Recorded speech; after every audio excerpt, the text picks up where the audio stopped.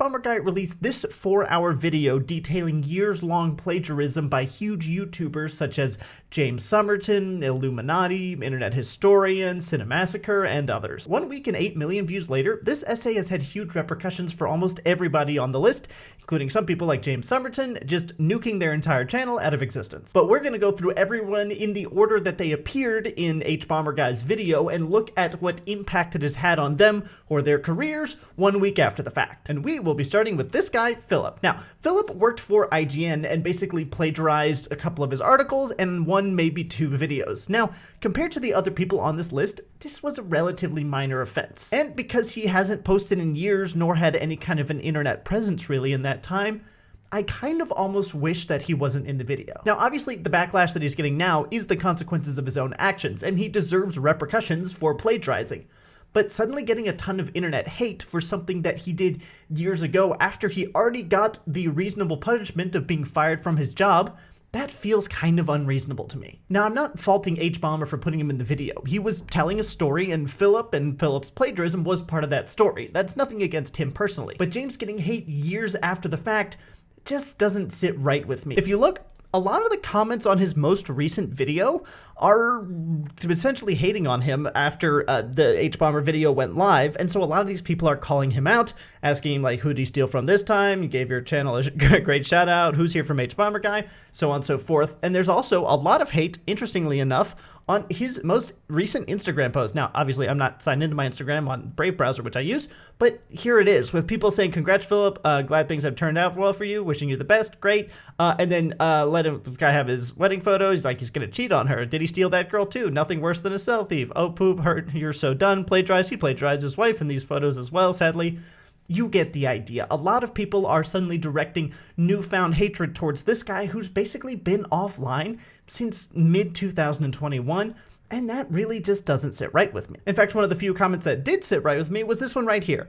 I got to be the voice of reason in this. He isn't making videos anymore or writing, and it surprises me that people still think he was never punished or can't change. I believe in change, and he showed some in his final interview, and I'm not completely sure what the final interview he's talking about is. He says, again, I'm not saying that he is a victim or that he didn't do anything wrong. I'm not defending either of his actions, which obviously plagiarism is bad. He should have repercussions for that. I just think that the trolling is getting ridiculous, even if it's mostly a response from HBGuy's recent video. While I'm not saying that people should automatically forgive him or not be disappointed or angry, I think there's an intelligent and reasonable way to discuss this, and that I absolutely agree with. Because if someone messes up once, it's not reasonable for them to be hated on forever because everything on the internet lasts forever. He already lost his job and got a bunch of hate over all of this going down, and his internet presence is basically gone at this point. Seeking him out in order to hate him more feels like the wrong move to me. Moving on, we have to talk about this guy, Cinemassacre. And everything I'm going to say about Cinemassacre was pretty much taken directly from HBomber's videos because I haven't really heard of this guy before. But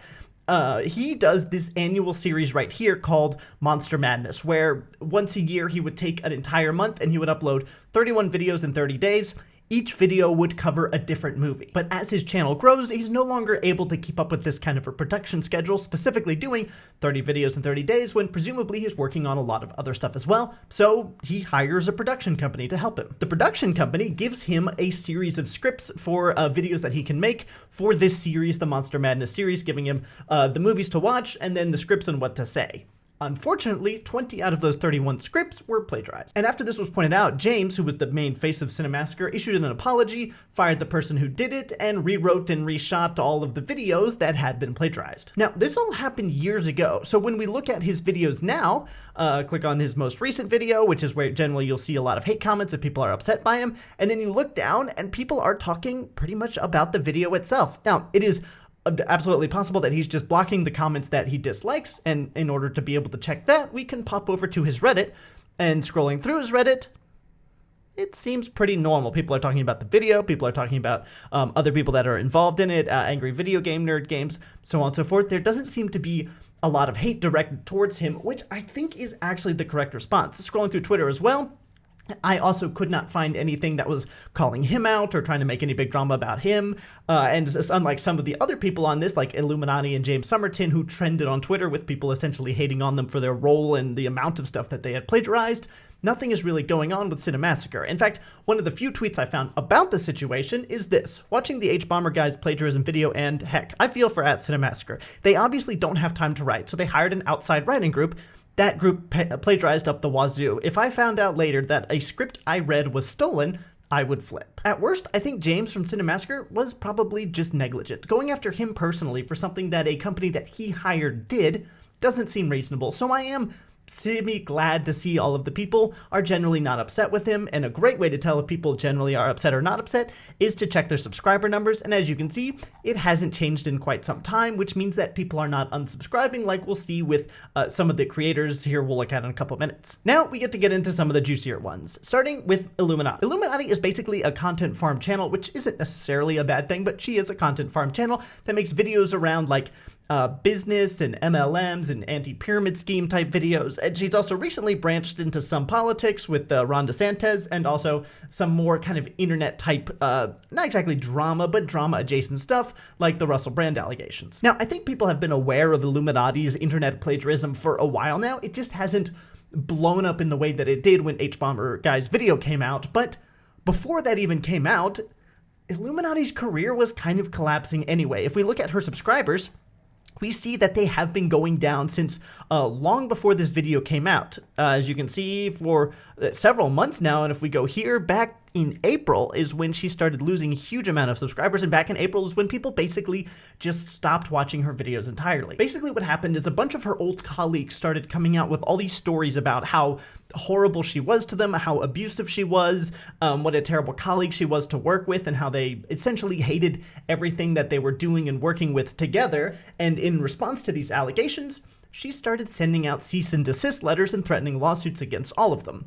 A lot of this was coming out on Twitter at the time, with this thread from the clicks at Not The Click being one of the more popular ones. As you can see, it is part 1 of 16 thread, getting hundreds of thousands of views. This was posted on April 23rd, and as you can see, it was pretty much around that time, mid-April. In May, she starts to lose it, and by April, it was coming out, and everything was pretty much falling apart at this point, with this being kind of the starting point of it all. By the time HBomber's video came out exposing all of her plagiarism, it was really just one final nail in a plagiarized coffin, as her entire career was pretty much falling apart at this point anyway. Now, Illuminaughtii, for her part, desperately tried to defend herself in many different instances, making public statements, sending out angry tweets, again, those cease and desist letters, creating a video trying to refute the entire situation, but by and large, people were unwilling to have it and were just not listening to it. Her video called Illuminaughtii Exposed has all the comments turned off, has almost no likes, and it has 1.2 million views.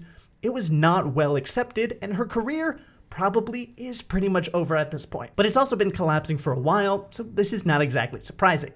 Next, we get to move on to Internet Historian. He's one of the more infamous instances of plagiarism that appeared in this video, but also it really doesn't look like he cares or has even possibly noticed. This is interesting because most of the other people have either reacted in some way or been gone so long that it didn't matter, or in the case of Cinemassacre, it wasn't really his fault to begin with, so he's not as concerned about it. But Internet Historian appears to just be not saying anything at all. Man in Cave, the re-upload, which was the video that HBomber had spent most of the time he was talking about criticizing for how very plagiarized it was, is still up and active. But it's not like people aren't talking about this. If we look over at the comments from Man in a Cave, 6 days ago, can't believe the stone weighed 36 pounds, which is just a reference to something he had got wrong. I would like to thank the inventor of caves, like yada yada. At least we all like Lucas Riley's writing is incredible, which is the guy who wrote the original article that this video was plagiarized off of. Gonna be honest, this was framed as a dramatic reading of an article. It would have been amazing. Basically, people going on talking about like 2 heartbreaking takes in one video, Man in Cave and Internet Historian being a sneaky plagiarist. Everyone in his comments section is talking about it, at least recently. As you can see, the day this was released, he started to lose a ton of subscribers as people were rightfully upset that their creator had been plagiarizing things on the internet. And not just that, but if we look at the Twitter, excuse me, words are hard. If we look at his Twitter, where he posts new main channel video, everyone in these replies is talking about allegations of plagiarism, plagiarized Man in Cave, what happened to your old channel, why did you plagiarize, saw the video don't care. Blew up your spot, bro. Aren't you going to say something? Well, no choice but to bottle up now, so on and so forth. Everyone is discussing this internet plagiarism, and if we pop over here, there's this, it's had wider repercussions into other channels called r/YouTube drama. Internet historian is a Nazi. I'm not going to say one way or another if I think he's a Nazi, but it has led to people putting together these massive lists of things he has done that they find undesirable, and as such are willing to lambast him over.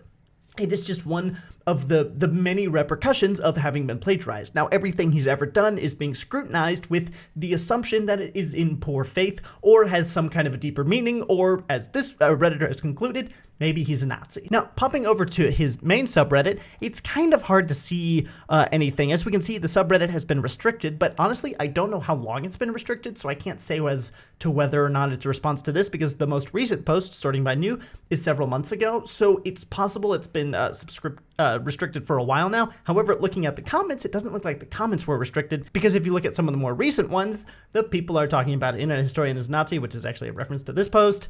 Rage bait, so this guy's saying that people are going to forget, quality stolen content, so on and so forth. People are notably very upset with him, but even more notably, internet historian has remained entirely silent upon this, even to the point of leaving up the video that was plagiarized. But honestly, I think this is probably one of his best bets, is just to be quiet and hope that by the time he uploads another video, either his audience doesn't care and watches it anyway, or they will have forgotten and moved on to something else, because that's kind of how internet drama works. People were upset about this for a while, then they kind of move on. Finally, and most excitingly, we get to James Somerton, who, as you know, has nuked everything. And I mean everything. His Twitter's gone, his Instagram's gone, his YouTube channel's gone, his Patreon's gone, his entire internet presence has disappeared. And honestly, this kind of makes sense. Most of HBomber's video was talking about James Somerton because he was causing so much damage to the LGBTQ community by stealing their work and passing it off as his own. And it wasn't just a few articles like Filip or one long video like Internet Historian. It was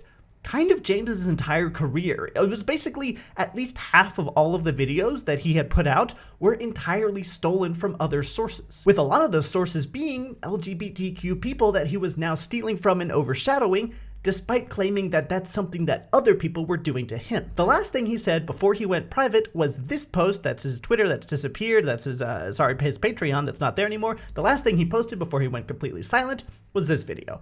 This is from his Patreon before he nuked his Patreon. Hi, everyone. Great start. I just wanted to say that I'm very sorry. I'm in a terrible headspace right now, so I don't want to post anything too long because I don't know where my brain will lead me. But I will say something more extensive once I've prepared myself emotionally. I know people want an immediate, detailed response, but I've never found immediate responses to anything to be fair and honest as they could be. Always more driven by emotion than anything else. I will say more soon, though. But for now, I want to apologize. I'm heartbroken that I've lost your trust and just hope that someday, with a lot of work, I can get it back. This is what you say if you've made one mistake, or you plagiarized one video that one time. This is not something you do when you've spent years building your entire career off of the back of other people's work without crediting them, which is stealing. He's heartbroken because he got caught, and given the severity of the accusation against him, and also his huge reaction, which made everyone who might not have known about it suddenly figure out all at once, I would be very surprised if his career ever recovered. So that's the entirety of the aftermath of HBomberGuy's video. Please absolutely watch it. It's the first link in the description. It is well worth all 3 hours and 51 minutes of it. Thanks for watching.